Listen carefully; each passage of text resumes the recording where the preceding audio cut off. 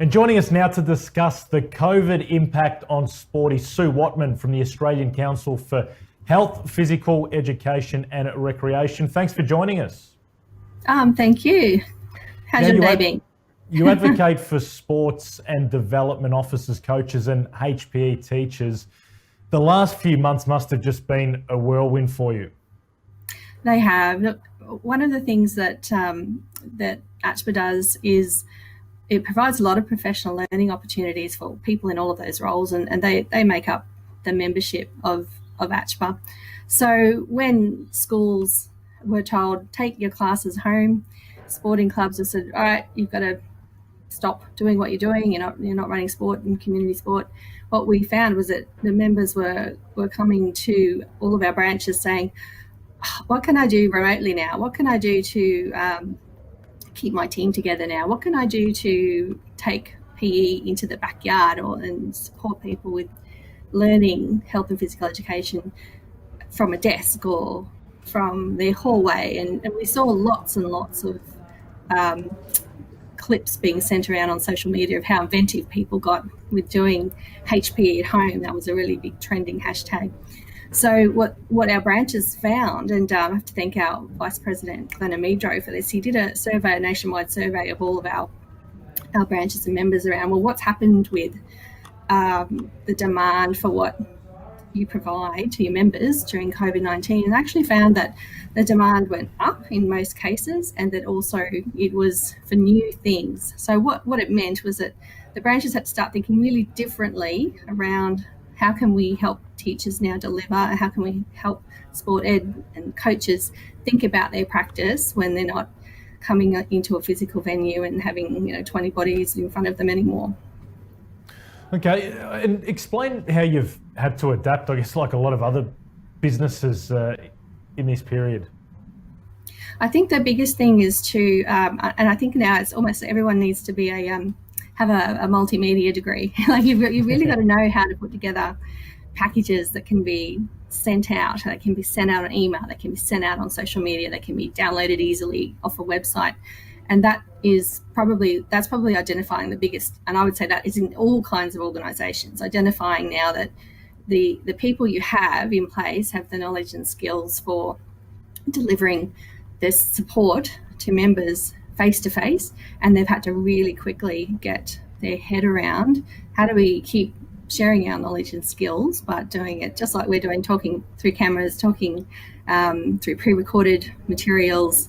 And another way has been to be a real clearinghouse, trying to sort through all of the amazing plethora of ideas circulating around and say, yes, that's good for HPE. Oh, no, that's not, so that kind of critique of resources that are freely available as well.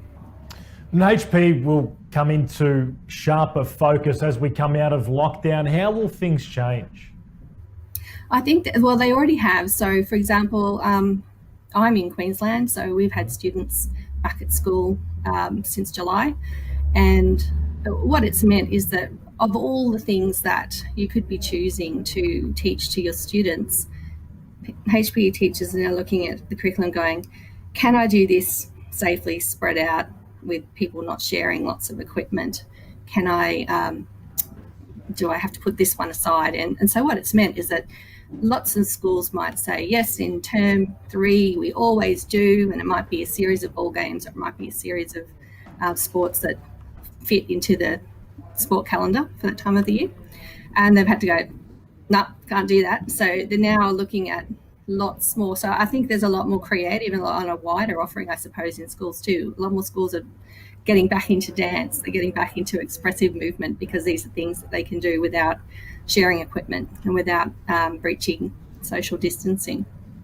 It's been a long time since I was in primary school and did remember the sit and reach test and the 1.6K run. They really stand out. But how would you describe the curriculum now, and what would teachers like to see changed or added, I guess, beyond the obvious COVID tweaks?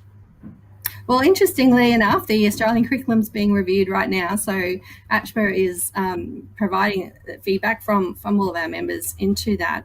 I think that health and physical education and sport education and the way they articulate into external competition and also into representative sport. Like, that's a real driver for the sorts of things that schools teach. So not being able to play the sports that would lead onto the normal representative carnivals and selection in higher teams, that's been quite actually a devastating thing for students, especially the ones that were, say, at the threshold of leaving primary school, going to high school, and the ones who are maybe in their last year of high school.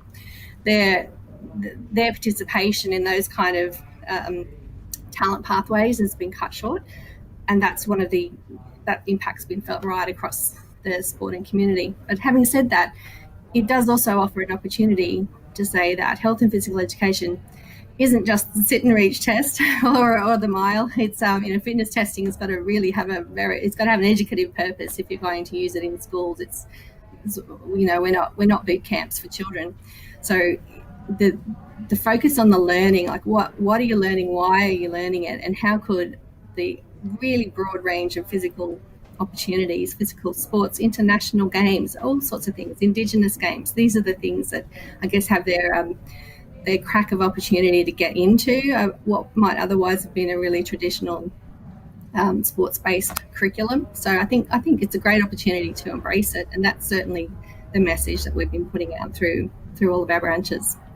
Now, my wife, who grew up in Croatia, was telling me that her PE teacher used to live next to the school, and he used to take him to his place, and he had this apple tree, and they'd go and pick up the rotten apples and throw it at a target. Do you think something like that could be added to the curriculum? Oh, look, we have this wonderful resource already that you can find on the Sport Australia website called Yalunga, which is Indigenous games from around Australia, and hundreds of games. And it's exactly that sort of thing. It's people growing up, figuring out how to apply and refine movement to solve a problem. So whether that's pegging an apple at a target, whether that's keeping the ball in the air for as long as possible, or hitting moving targets, all of these games you can see have got the same kind of learning, acquiring and refining fundamental movement that we might otherwise only teach through softball or through hockey. So it is a great opportunity. The one thing about COVID-19 that you'd hear from everybody is that it's actually forced people to stop going with what they've always done with before. And that's probably where the real load is too, with all sporting organisations and advocacy organisations like ours, is to think, how can we now help you with this?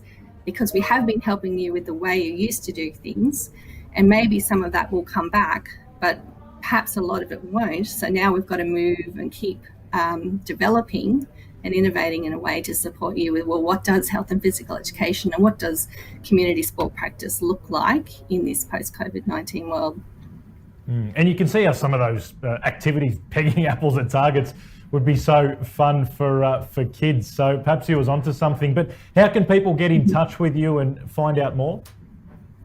Well, one thing we hope that people, and particularly schools, will get on board with shortly is we have National HPE Day coming up on the 2nd of September. So schools can register for that through our website. And the website is www.ACHPER, so it's ACHPER.org.au. So you can go on there and have a look for the link to National HPE Day. Actually, you can just also Google National HPE Day and you'll find the link to that as well through Google.